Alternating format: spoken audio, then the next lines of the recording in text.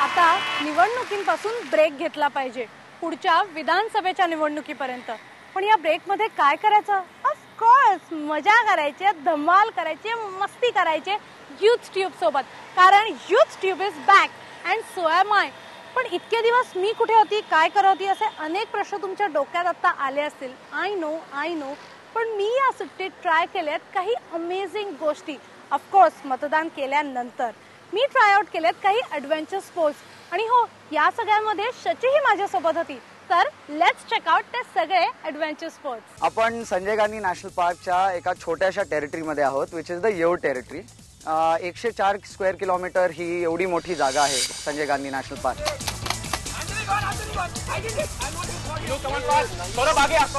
Push up on your knees. या इथे आविष्कार, मंगेश, Down or up.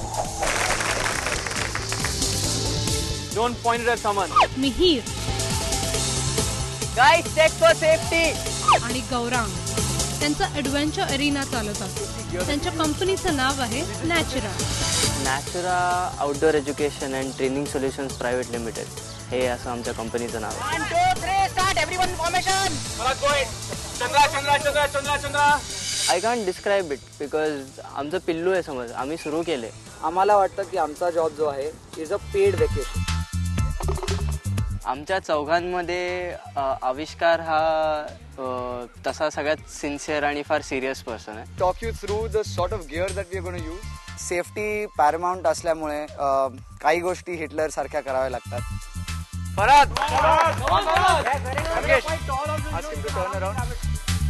पण Mihir on the other hand is completely, त्याला चान्स मिळाला की तो हसायला आणि उड्या मारायला लागेल. स्टेबल लाईफ मला नाही आवडत. मंगेश तो असा एक ममस गुड बॉय सारखा आहे, एकदम सिन्सिअर आणि शांत, सगळ्यांचं ऐकून घेणारा. असं काही नाहीये, ते उगाच माझी खेचत असतात आणि तुम्ही त्याच्यावर विश्वास होतात. मी ऍक्च्युली सगळ्यांचा समतोल मी साधतो. Rappelling, rock climbing, trekking, corporate outdoor training. ठीक आहे, म्हणजे पाय पडून घेऊ. जिथे जिथे ॲडव्हेंचर तिथे नॅचुरा हाच त्यांचा मोटो. ओके, मुंबईमध्ये कुठलीही ॲडव्हेंचर ॲक्टिव्हिटी तुम्हाला करायची आहे तर the Natura should be the name.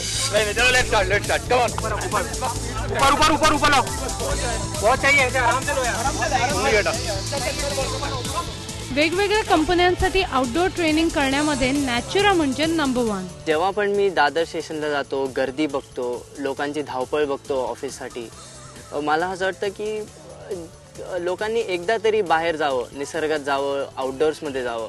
कारण की माझ्या मते तुमचा प्रत्येक जो आउटडोअर्सचा एक्सपिरियन्स असो, तो एक छोटासा ट्रेकही असो किंवा काही मोठी एक्सपिडिशन असो, ते प्रत्येक आउटडोअर्सचा एक्सपिरियन्स माणसाला चेंज करते. You've done 6 minutes 57 seconds and you've still not completed. तुमची फिलॉसॉफी एकदम सरळ आहे. When the risk is a slightly bit more than the competency, तेव्हा मजा येते माणसाला. म्हणजे तू तुमच्या आवाक्याच्या बाहेर आहे, पण तुम्ही स्वतःला जेव्हा पुश करता की मी करू शकतो, स्वतःवर जेव्हा कॉन्फिडन्स निर्माण होतो आणि जेव्हा तुम्ही ते करता तेव्हा जो तुम्हाला सॅटिस्फॅक्शन लेवल असतो किंवा जो कॉन्फिडन्स स्वतःवर वाढतो, that is the most important thing. That is what the driving force is. असेच लाईफ चेंजिंग अनुभव ते दर वीकेंडला लोकांना देत असतात. The mountains are are classrooms and the thin walls of air are are white board. Quickly talk you through the sort of gear that we are going to use. Leap of फेथचा धडा मात्र आता वर्गातच चाललाय. धडामदिशी उडी मारायची training. या गेमसाठी जंगी तयारी लागते. हेल्मेट, नी कॅप, एल्बो कॅप आणि मिटॉनही. सगळी कसरत दोरीवरची. ही जी ऍक्टिव्हिटी आहे ही ग्राउंड पासून जमिनीपासून 40 फूट उंचीवर एक टार्गेट त्यांच्यासाठी असतं. ते टार्गेट त्यांना कॅच करायचं असतं. ते टार्गेट त्यांच्या बॉडीपासून 6 फूट लांब असतं. सो ते त्यांना ग्रॅब करायचं असतं आणि ते करताना त्यांना लीप करायचं असतो. बेसिकली लीप म्हणजे त्यांना थोडीशी जम्प घ्यायला लागते पुढे towards the target. Leap of faith या गेममध्ये जर तुमचं कॉन्सन्ट्रेशन, तुमचं कॉन्फिडन्स आणि तुमची मेहनतीचं प्रमाण जर परफेक्ट असेल तर टार्गेट अचीव्ह व्हायला वेळ लागत नाही. म्हणून तर त्याला लीप ऑफ फेथ म्हणतात. लीप म्हणजे उडी आणि फेथ म्हणजे विश्वास. कारण या गेमचा एक बेसिक नियम आहे, डरना मना है. कारण तुमचं डर दूर करायला ही दोरी असते. हा जो रोप आहे हा वेगळा असतो. This is not a normal rope, it's called a kernmantle rope. So normally जर बघायला गेलं तर आपण सगळे इथे अबाउट 25-30 लोक आहोत. सगळ्यांनी ह्याच्यावर लटकायचा प्रयत्न केला आणि तोडायचा प्रयत्न केला, तरी there is a doubt that it will break. Ask him to turn around. एकदा का दोरीवर विश्वास बसला ना की उडी मारणं एकदम सोपं.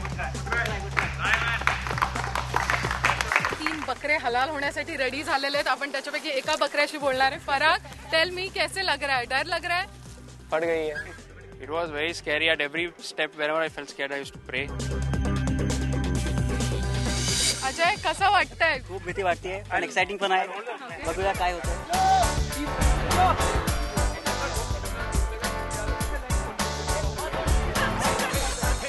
पोहोचला होतो पण बॅलन्स बिघडला. या राईट. परागला बघून हसणाऱ्यांचं स्वतः वर गेल्यावर मात्र ततपप झालं. It's because of the air that is shaking a little, so maybe that's the reason I missed it.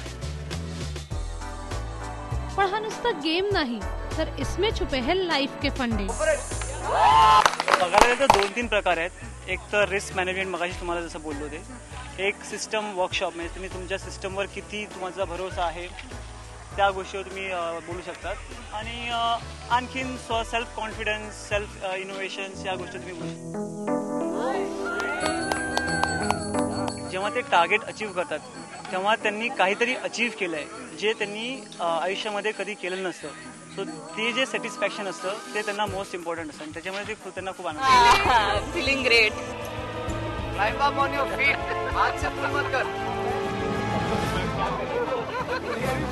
तो बच्चो, सांगा बघू या गेमनं तुम्हाला काय शिकवलं? सबसे पहले तो you have to be very focused. एक ही लक्ष्य रखना पड़ता है. वो जो चीज जो लटक रही है ऊपर काली सी, उस पर ध्यान रख के ग्रैब करना पड़ता है. कॉन्सन्ट्रेशन आणि पहिल्यांदा केलं त्यामुळे एकदा बघितलं की 4-5 लोकांनी केलं त्यामुळे करू शकतो परत. ट्राय करायला पाहिजे. या सगळ्यांना बघून मला असं वाटलं मेरा नंबर कब आएगा. हे हँड ग्लोव्ज आणि हेल्मेट घालून मला एखाद्या युद्धावर जाण्याचा फील आलेला आहे. या सगळ्यांचे परफॉर्मन्स बघून मी माझी काही स्ट्रॅटेजी प्लॅन केली आहे. नाऊ लेट्स सी काय होतंय.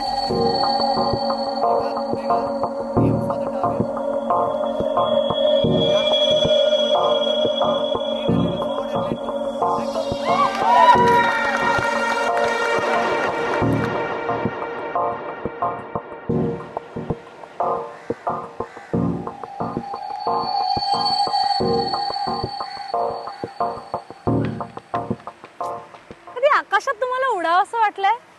आकाशात मस्त पक्षासारखं उडावंसं वाटलंय? तर तुमची ही एक अतृप्त इच्छा असेल तर ती आपण पूर्ण करूया युथट्यूबच्या नेक्स्ट सेगमेंटमध्ये. पण आता घेऊया एक ब्रेक. पहा फक्त युथट्यूब.